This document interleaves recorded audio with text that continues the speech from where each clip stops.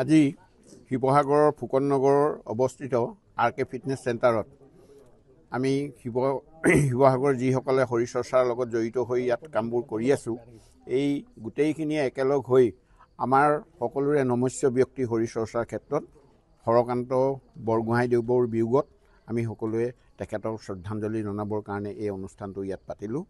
আৰু আমি তেখেতৰ দৰে আৰু অধিক শিৱসাগৰৰ পৰা ল'ৰা ওলাই গৈ মিষ্টাৰ ইণ্ডিয়া নহয়, মিষ্টাৰ এছিয়ান, মিষ্টাৰ ইউনিভাৰ্ছত যাতে পজিশ্যন পাব পৰাকৈ অনুপ্ৰাণিত হয় আৰু হৰকান্ত বৰগোহাঁইদেৱৰ আত্মা য'ত আছে তাৰ পৰাই আমালৈ আশীষ প্ৰদান কৰিব।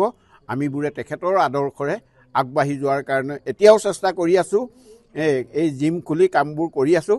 এইখিনি কাম চলাই যোৱাৰ ক্ষেত্ৰত, প্ৰচাৰৰ ক্ষেত্ৰত, সেয়াৰ ক্ষেত্ৰত আপোনালোকৰো আমি সহযোগিতা বিচাৰিছোঁ।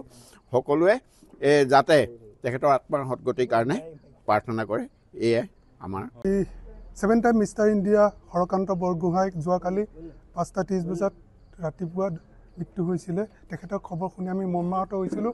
সেয়েহে শিৱসাগৰ যিহেতু অসমৰ শৰীৰ চৰ্চাৰ বাটকটীয়া, তো সেইটো কাৰণে আজি আমি শিৱসাগৰ সকলো ফিটনেছ প্ৰেমী যিসকলে আগতে ফিটনেছ কৰিছিলে তেখেতৰ লগত, আৰু যিসকলে আমি কৰিছিলোঁ তেখেতৰ প্ৰেৰণা লৈ কৰিছিলোঁ, সেইকাৰণে জয়ন্তৰাজ কোঁৱৰ ডাঙৰীয়া, মই, ৰাজেন চুতীয়া, বিপুল সন্দিকৈ, অনন্ত শইকীয়া সকলো মিলিত হৈ শিৱসাগৰত আজি প্ৰথম আমি যোগেন গগৈ শ্ৰদ্ধাঞ্জলি কাৰ্যসূচী আৰম্ভ কৰিছোঁ। তো এই তেখেতৰ মৃত্যুত আমি সমবেদনা জ্ঞাপন কৰিছোঁ শিৱসাগৰীয় হৈ তথা All Assam Body Building and Fitness Association, Indian Body Building and Fitness ফেডাৰেশ্যনৰ ফালৰ পৰা আমি তেখেতলৈ সমবেদনা জ্ঞাপন কৰিছোঁ শিৱসাগৰৰ ফালৰ পৰা। তেখেতক মই লগ পাইছিলোঁ প্ৰথম 1995 চনত, যেতিয়া পুনেত জুনিয়ৰ মিষ্টাৰ ইণ্ডিয়া হৈছিলে। তেখেতৰ নামটো শুনিছিলোঁ কিন্তু লগ পোৱা নাছিলোঁ। তো যিদিনা লগ পাইছিলোঁ তেখেতে মাষ্টাৰ খেলিবলৈ আহিছে, মোৰ কথা শুনিছে। তেখেতে তেতিয়া কেলকাতাৰ ডেপুটি ডাইৰেক্টৰ, তাৰপৰা আহিছে ধুনীয়া এজন বডি বিল্ডাৰ, আমাৰ চাবলৈ মন যায়। তো আইডল এজনক গৈছোঁ, তেতিয়া কথা পাতিছোঁ। পাতোঁতে বোলে মোক কৈছে তোমাৰ কথা শুনিছোঁ, খুব ভাল লাগিছে, তুমি আগবাঢ়ি যোৱা, তেনেকৈ আশীৰ্বাদ দিছিলে। সেই আশীৰ্বাদ দিয়া আজি ব্যক্তিজন নাই আমাৰ মাজত, দুখ লাগিছে। তথাপিতো তেখেতসকলৰ প্ৰেৰণাত মই mister India international body builder হ'বলৈ সক্ষম হৈছিলোঁ IFBBৰ পৰা।